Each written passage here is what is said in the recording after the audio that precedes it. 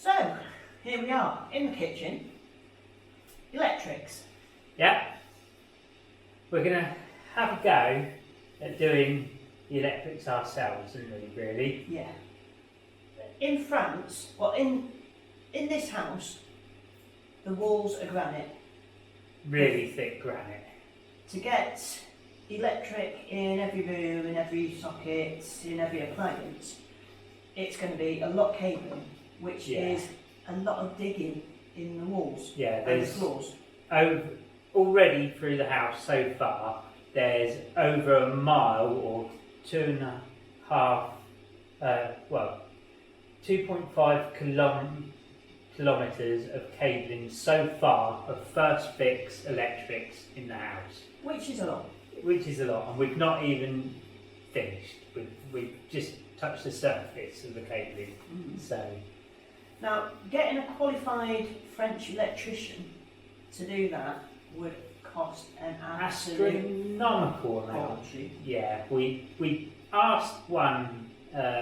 We asked the plumber to come round and do a quick quote on the plumbing, and just to put the pipes through to the kitchen sink and to the bathroom was €12,500, and we asked an electrician in town whether he could do it, and it was 4 months before he could come round and do a quote, and he said it would be in the region of around €25,000. But he hadn't seen the house yet, but he thought that would be the rough price. So if you think the plumbing and the electrics, that's our budget out the window and gone. So, like we said when we first moved here, we're going to give everything a go ourselves. Now Mark... I did qualify as a British electrician about 30 years ago. So he knows about electrics? Yeah. But the hours that he spent before it got dark in the evenings swatting up on French electrics, he's put the groundwork in. Yeah. I won't touch it. It's basically the same, but different. It's different. Yeah. Yeah. The basics are the same. So you, thankfully, are going to do this. Yeah. Or have done so far. Yeah. This. There's a lot of digging through granite. That's the thing, really.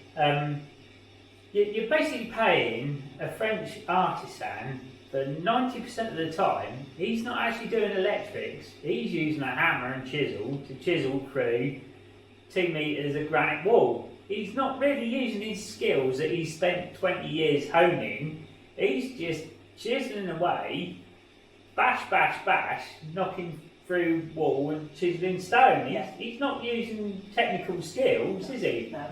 So we'd be paying a lot of money for him to just do that, where we can do that. Any idiot really can use hammer and chisel, can't they? You're just called as an idiot. Yeah, I'm a bit of an idiot a lot of the time, really, and trained monkey, a really. clever idiot. Trained monkey, yeah. So that's what we're doing with, I mean, the cabling itself is expensive, isn't it? Yeah. It's like €80 or €78 for 100 metres of cabling. Yeah. And we bought a lot of that. An awful lot. Every time we go shopping, we seem to go back with a reel of cable, really, don't we? And of course, if you're paying an artisan, you're paying him to go shopping for you. Yeah, you're paying him petrol money to go out and buy a reel of cable.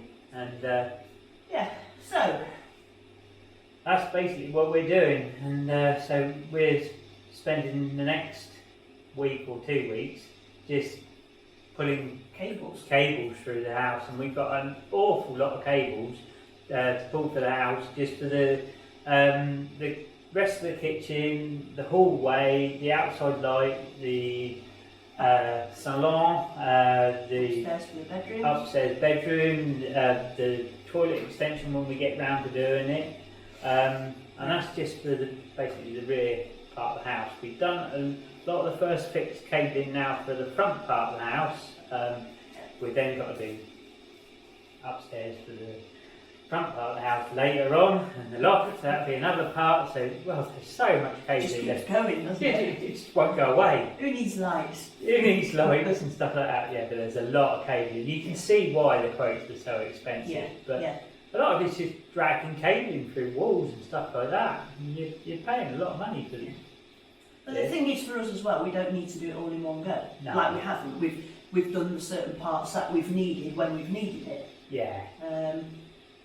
Yeah. So you can see why the quotes are so big, but a lot of it is just hard work labour. It's not technical work. The technical work really is concentrated around the consumer unit, sort of in the corner of the room. Yeah. And if we do need help with that, with the regulations, with the rules and everything like that, we can get on the phone to the bloke in town, in the village a mile away, and say, "Excuse me, can you come round and have a look, please? You know, pretty please." You won't have a problem. Yeah, I know. But if you did. But if I did, I don't know whether you get the hump at coming out and look at someone else's electrics, but yeah, I'm sure he'd accept our few thousand euros. Yeah, but you know, so far I've got the test equipment, I've got the little bits of electronics to test everything, and so far everything's passing. Perfect. So Everything's doing really well that you've done so far. yeah, It's not a problem with anything, is it? no, but hopefully, yeah. Fingers crossed, eh? Yeah. Right. Yeah, onwards and upwards. Right, so in here, everything that I can do is done. So I've channelled out things in the wall, conduits in the wall. They're deep enough for the electric boxes now. It's granite, so as you can see, it's rock hard. Literally, granite rock. Anyhow, so I need Mark now to do the wiring and connect the plumbing bits, and then when he's done that I can finish off the tiling and paint, and we can get the units and I can do the tilings here as well, and then this bit in the kitchen will be finished. Trade more. Perfect.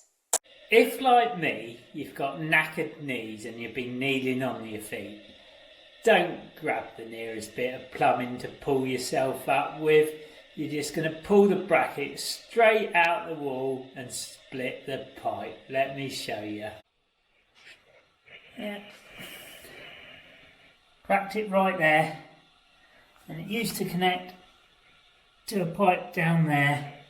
And there was a bracket just below that pipe there which goes to the washing machine. And I pulled it straight out of the wall. Yeah. What an idiot, eh? That'll teach me. I've come outside, and the reason for that is I've got to pull nearly 500 metres of cable through some conduit. It's -2 degrees, so there's snow on the ground, I don't know if you can see, but there's plenty of it on the ground, and the wind chill makes it feel like -3, and it's pretty chilly out here, I can tell you. And putting the cable through the conduit, well, it gives you blisters really, so yeah, I really don't want to do it. And well, yeah, but the answer to whether I'd rather do this or go back and sit behind a desk, well, I think you know the answer to that one, because you know, I actually kind of enjoy it.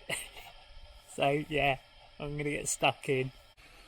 Right, this is a game I like to call Really Dangerous House Jenga.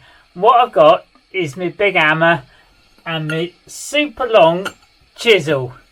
I've already chiselled a little hole through here for the big poo pipe and a couple of water pipes, and I've got to make it about 6 inches wider, but unfortunately the stones aren't 6 inches wider. Some of them are like about a foot wider, so on the surface they're grouted together, but the wall's about 2 metres thick, and inside they're just held together with sand.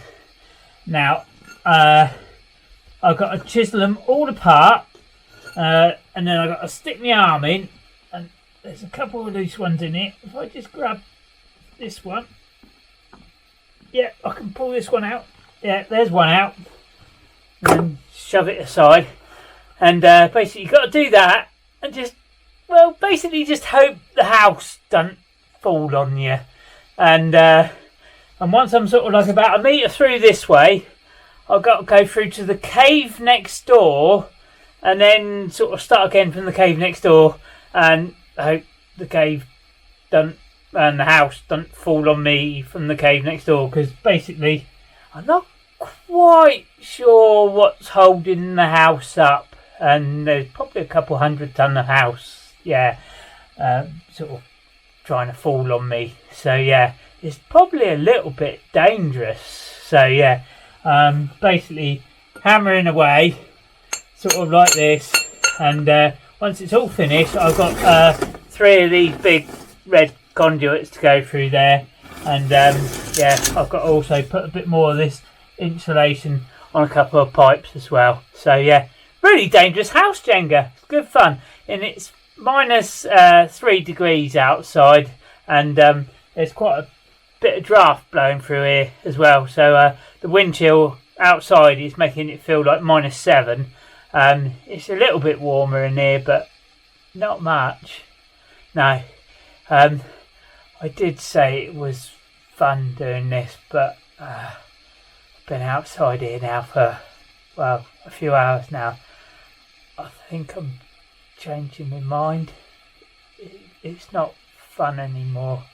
I want to go inside, and I want to go inside a lot now and warm up, because I'm getting a bit cold. Don't like it anymore. No, really don't like it anymore.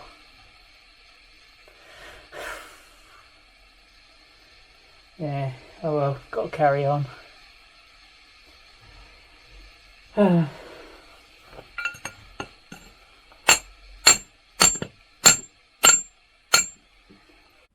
Our electricity starts at that pole over there, comes across, goes in through a hole in the wall, somewhere about there, goes through to our consumer unit the other side of that wall, and then there's an air vent there, which is roughly where it starts going across the 2 floors in the caves, and will then sort of travel across the 2 caves to the other side of the kitchen. Now what we got on the floor here is 3 cables somewhere, and as you can see, I was trying to poke them through this red conduit, and those 3 cables go all the way up the path past our lovely lake into the fields beyond. They are 52 metres each, and as you can see by all the snow and into the fields and up to Tortenquat in the distance in the fog, snow stopped play, hasn't it?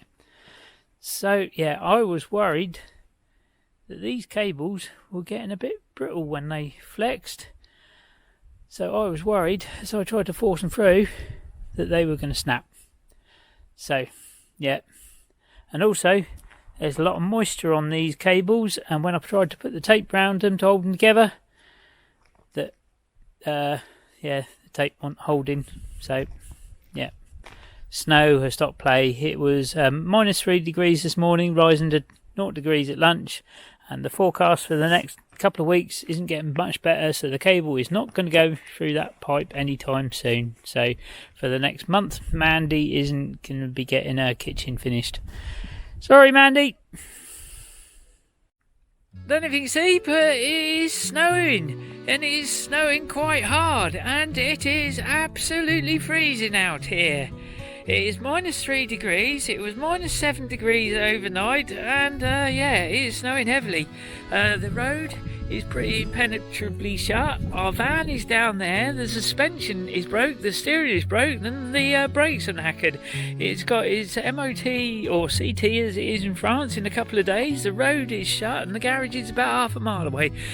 So yeah, I don't know quite how we're going to get it up that road, because it is pretty icy and slippy. The lake has defrosted this morning, it was frozen overnight.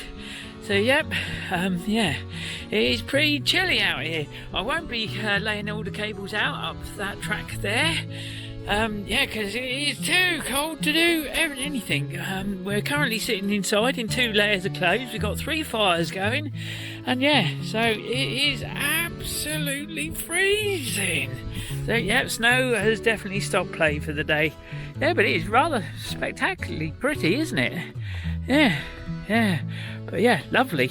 But yeah, too cold to be playing outside. Me and my knackered frozen shoulder refuse to be defeated by a little bit of cold weather. So I don't know if you can see, I brought all the cabling inside and it comes round in a big loop. It starts off in the salon and it goes up the stairs here, up onto the first floor, and it goes all the way along the landing, and then it goes up into the attic and round the attic twice. Yes, so I'm not going to be defeated. I refuse to be. Yeah, and it's probably going to take me the next couple of days to sort all that lot out. But yeah, there's an awful lot of cabling to do. And there's a cable tie about every foot. So I'm not going to be defeated. Thank you very much for watching, everyone. And as usual, Like, subscribe, and share on social media. Why if you want not? doxies. Yeah. See you next week. Yeah, see you next week. Au revoir. Au revoir.